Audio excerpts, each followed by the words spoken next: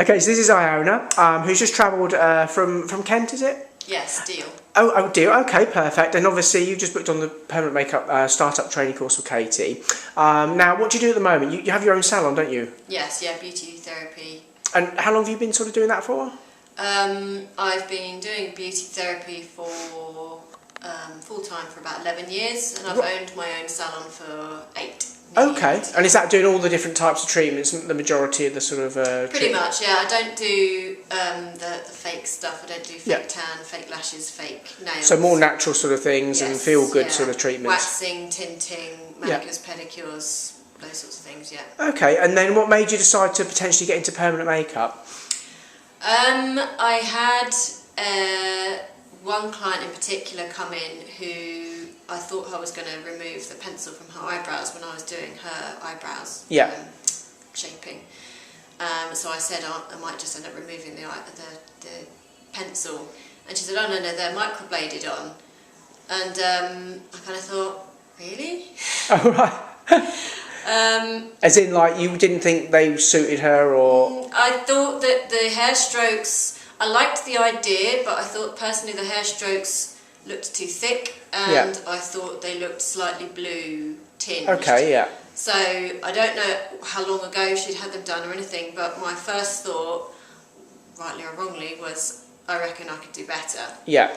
And you'd obviously been shaping brows and that for a while. I've been shaping and tinting brows for years, yeah, and even like when I was working for my boss before, the only compliment she ever gave me was she called me the brow queen. Oh right, okay. So I was very meticulous, always have been, with eyebrows, because I always think if you get it wrong, it's so prominent on your face. Yeah.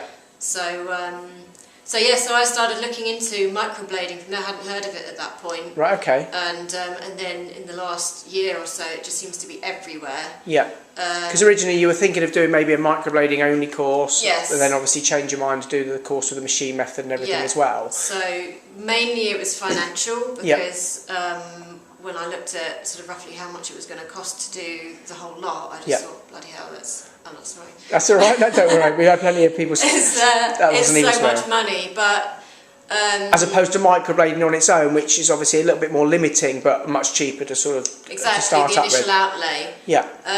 But the more I looked into it, I have some clients. One of my clients now has just had to have a mastectomy, and she's had to have a breast rebuilt and everything. And I've always known about being able to do the areola tattooing and microblading or doing eyebrows for people with alopecia and people who've had chemotherapy and lost all their hair. And I just think that would be such an amazing gift to give somebody. But in order to get there, you have to have done all the basics first. Yeah, and I suppose by having the machine method under your belt rather than just microblading, it opens up future-proofs you, I suppose. Yeah, exactly, it is. And as I've been talking to people about it, I'm starting to find out that actually a lot of people are really interested in eyeliner and lips and stuff as well, whereas it's never come up in conversation before, so as far as I was aware there wasn't much call for it, but it turns out there is. Once you start looking into it, you sort of see it. And by doing just the microblading brow course, it sort of does limit you a little bit to your options. So, and then obviously what made you decide to train here? Because obviously you sound like you've done quite a bit of research, looking online, chatting to companies potentially. Yes, done a huge amount of research. One of the things that concerned me, I was going to go with a bigger company in London. Yeah. They only did 2 days in their workspace. Right, okay. Then they sent you home to do some case studies, then back for another day, then back again. And I just thought, well, A, that's a lot of travelling. B, 2 days doesn't seem very long. No. To then be let loose on. Yeah, to then start working straight away.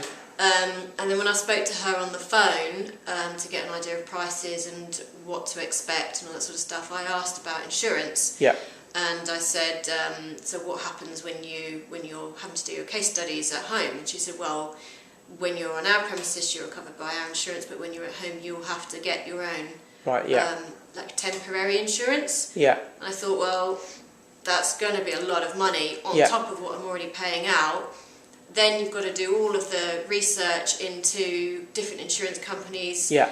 which ones will and won't insure you, what will they insure you for, and I just thought, you know, you're already taking in so much information, having all of that extra hassle as well, and the extra outlay. Unfortunately, a lot of training companies, they do have that sort of thing where you book on the course, do it, but then they won't actually insure you until you've completed your case studies, which is effectively the time you need the insurance most. Exactly, yeah. Whereas that's where you're going to be the most likely to make any mistakes or whatever, so that really doesn't give you the confidence either when you're doing a new thing and you think, well, effectively, you know, you're not covered if anything goes wrong. No, exactly.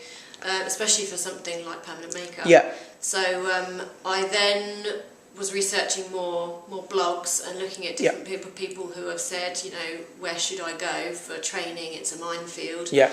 And I saw Katy Jobbins, and I thought, who's this? And she wrote such a massive long spiel about, you know, this is the advice I would give anybody looking, and what are the things to look for. So I read through all of that and I thought, that sounds really good. It sounds like she's thought of just about everything, and she's gone through similar sort of nerve-wracking experiences. So then I went on her website and then downloaded her sort of full course prospectus and training options, and the additional information of, you know, what to look for, what to ask for, what to expect, what would be a good trainer versus a bad trainer, why one-on-one is so much better, and it just made complete sense, and I just got a sense of this sound, and also I like the fact that she talks very much about making things look natural. Yeah. Because you're not really into the fake sort of thing. No, exactly. So because fashions change as well, don't they? Yeah, they do. And I've always had the ethos of, even when I've just been waxing people's eyebrows, that if you do it to their natural face shape, it will always suit them. It doesn't matter what trend is in at the time. Yeah. It will always look good. And basically she said more or less the same thing. So I just thought she sounds like she's kind of cut from the same cloth, as it were. And I suppose the icing on the cake was the fact that when people come and train here, when they leave after initial training, we get their insurance set up as part and parcel of it. Absolutely, that was a really, when I read that, it was kind of the seller factor, to be honest. I thought, actually, penny drop. Yeah, it was the fact that you're paying basically the same price, but you're A, getting it one-on-one, and B, getting your insurance thrown in. Yeah. It made such a massive difference. I just thought, if I'm going to do it, then these are the people I'm going to do it with. Excellent. And then obviously you've just got here, it took a little while, booked on and everything else. And you've done the first day, so we've been working a lot on dummy heads and practicing, and you had obviously a few concerns, as everybody does. And how was the first day gone? Yeah, better than I expected. I always overthink things. Maybe that's a good thing. Yeah, I think I've done all right. In fact, your worry was, because you're left-handed, you were worried about doing the right brow, was it? Yes. Is that how it worked? And then Kate just said, you must have a little look at this, because this was actually your attempt on the right brow. Let's have a little look there. So that's sort of you're pretty... And how long did that take you to do? That was with the machine, wasn't it, as well? Yeah, it was a combination of... So I drew it with the pencil and then used some microblading and then filled in with the machine as well. And I think it took 10, maybe 15 minutes maximum to do from start to finish. And did you think you'd do that on the first day with the machine?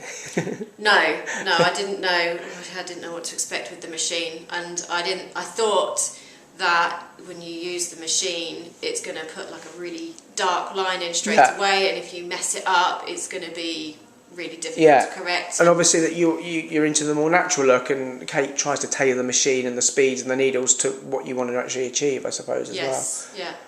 Excellent. Yeah, no, it's all very encouraging, and the nervousness is now flipped to excitement, and I'm very much encouraged to do more. And we've got lots of clients booked in over the next few days. Yes. So we shall look forward to seeing how you're getting on there. And you've got a long walk back to your hotel, which is literally across the road, isn't it? Yes, I think it's about 6 or 7 minutes. I'm not sure I'm going to make it, to be honest. Excellent, brilliant. Well, hopefully you have a good sleep tonight, and get some food when you get back later on, and we'll look forward to seeing how you get on after your first client tomorrow.